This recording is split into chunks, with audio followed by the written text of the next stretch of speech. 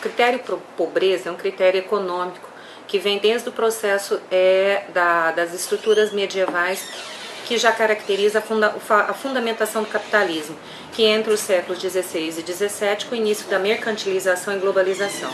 A questão da pobreza tem a ver com o capital e a distribuição da sua renda. A questão de hemisférios, a questão de localização é pouco entendida por muitas pessoas. Hemisfério é dividido por metades, partes ou meios. Nada mais, nada menos que um segmento ou um setor. Quando você fala que um segmento é pobre ou é rico, você está criando um critério diferente, um critério errôneo sobre renda e distribuição de renda. Não existe um norte rico e o sul pobre, sendo que o norte tem problemas de divisão e bens. A recessão desde 2008, 2009 está aí para provar isso para a mídia.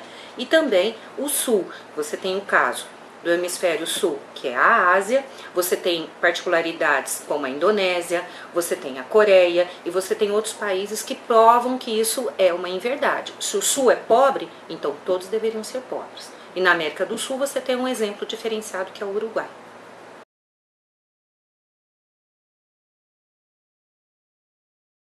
Olha, a questão do índice de pobreza é uma questão do processo administrativo e governamentista.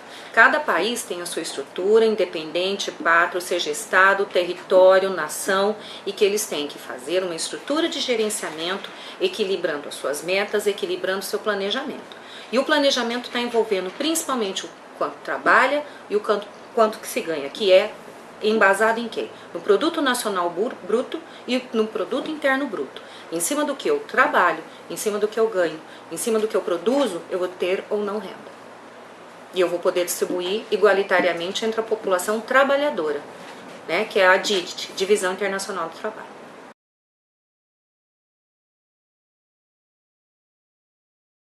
Existem vários questionamentos que a gente já trabalha, seja no ensino fundamental ou no ensino médio, sobre essa utopia que as pessoas têm sobre que a África é pobre. O continente africano, o terceiro mais extenso do mundo, não é pobre.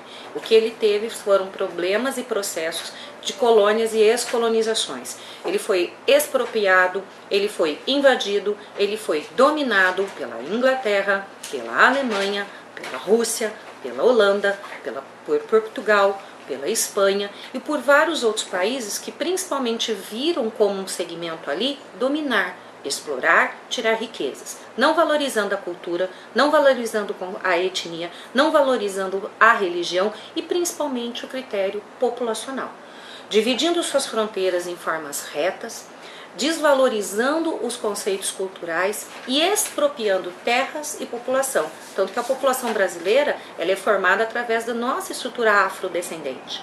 Quando você fala que o continente africano ele é pobre, ele não é pobre. Ele tem dificuldades ambientais, ele tem dificuldade do escoamento da estrutura hídrica, que é a água, tá? Ele tem adversidades físicas de difícil acesso, ele tem o maior relevo seco do mundo, que é o deserto do Saara, o deserto do Kalahari, mas ele não é pobre. Ele é mal administrado, utilizado do processo de descolonização e que você tem até hoje fatos que estão sendo colocados aí no YouTube e no Facebook, que é explorar, dizimar, colonizar, expropriar e aproveitar não só a cultura, como a riqueza do povo. Você tem erros graves. A Nigéria é um país que tem recursos minerais. A região do Marrocos é extremamente rica em minerais como minerais ferrosos. Você tem a Argélia também extremamente rica. A Líbia, produtor de petróleo, hidrocarboneto de origem sedimentar do período paleozoico da era carbonífera. Você também tem a África do Sul com grandes quantidades de hidrocarboneto, que é o diamante. Você tem outros países que agora eu não vou me lembrar os 54 para te falar, além de uma das maiores riquezas que é a água. Só que a água está no subsolo. E para você retirar a água e fazer dessalinização, você precisa de dinheiro. Quem é que quer colocar dinheiro num país considerado pobre, ex-colônia? Agora, uma incoerência também. Como é que um país pobre e ex-colônia foi projetado para uma Copa? É uma pergunta que vocês têm que fazer para vocês mesmos, onde todos nós temos a resposta. E também é um segmento para a questão do próprio Brasil. Se o Brasil é tão pobre e tem problemas graves, como sediar uma Copa se nós temos outros objetivos?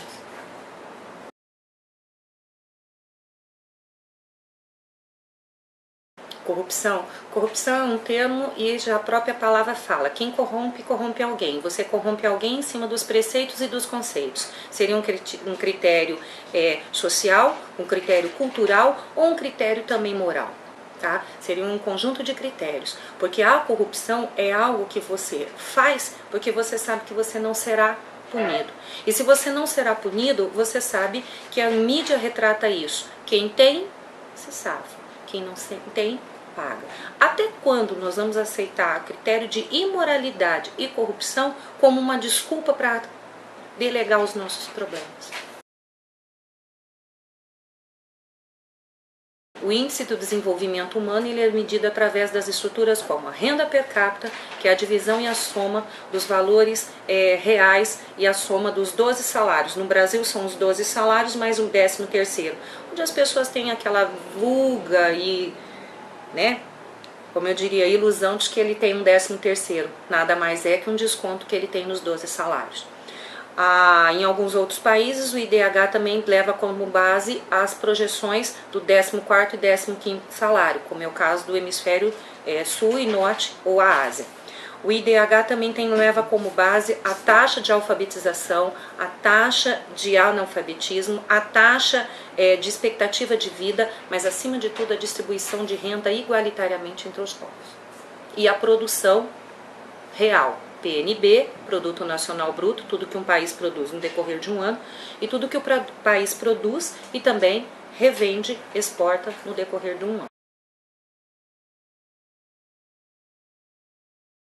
A República Federativa do Brasil, desde 1989, quando ela é deflagrada como república, ela tem essa desestruturação do IDH devido a fatores que já vêm dos nossos processos administrativos, onde principalmente viemos de uma cultura de exploração, de retirar as matérias-primas, iniciando pelos ciclos econômicos da Caecia Alpina e Chinata, ou Ibirapitanga, que é o pau-brasil, depois passamos pelos ciclos da cana, do gado, da mineração, e principalmente era aquela questão de que o que eu posso tirar para o enriquecimento? E depois eu comecei a visualizar que eu poderia ter uma nova estrutura de desenvolvimento. O Brasil é considerado pobre em que segmento? Cultural, social ou administrativo, porque nós não somos pobres, mas nós também não podemos pegar a ideia da década de 60, da época militarista, onde falava Brasil, ame ou deixe, Brasil é o celeiro do mundo, a criança é o celeiro da manhã, a criança é isso,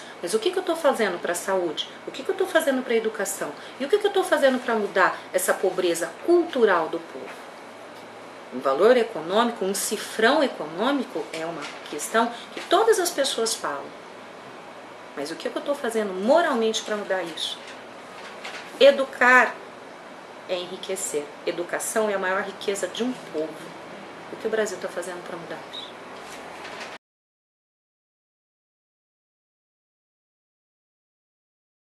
Se a gente pegar os arcabouços de Perrenot, de Villa Costa, desde 1960, tá? Esse também você vai olhar os conceitos de morais, dentro da geografia física, dentro dos conceitos sociais.